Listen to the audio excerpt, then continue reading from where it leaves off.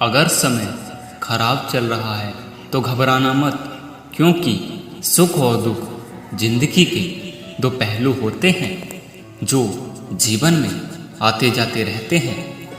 बीते समय को बदल नहीं सकते, इसलिए दुख देने वाली बातों को भूलकर अच्छे अनुभव पर ध्यान देना चाहिए। जी हाँ दोस्तों, भगवान शिव ने उन लोगों के लिए इस कहानी को बताया है जिनका समय खराब चल रहा है। जाने अनजाने में हुई गलतियों को भूलकर हमें आगे बढ़ना चाहिए। अगर दुख देने वाली बातों पर ही टिके रहेंगे तो जीवन का दुख कभी दूर नहीं हो पाएगा। इसलिए बुरी बातों पर नहीं, अच्छी बातों पर ध्यान देना चाहिए। इस संबंध में एक लोक कथा प्रचलित है। कथा के अनुसार पुराने समय में किसी गुरुकुल में एक शिष्य बहुत उदास रहता था।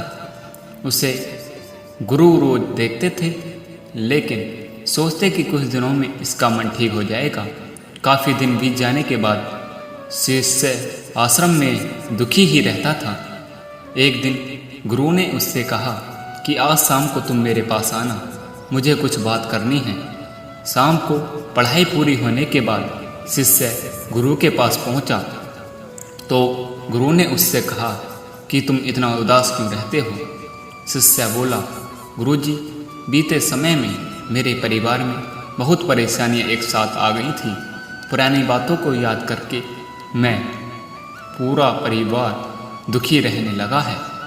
उन्हें याद करके मैं यहीं दुखी रहता हूँ, मेरा मन पढ़ाई में भी नहीं लग पाता है। गुरु ने कहा, क्या तुम नींबू शरबत पियोगे?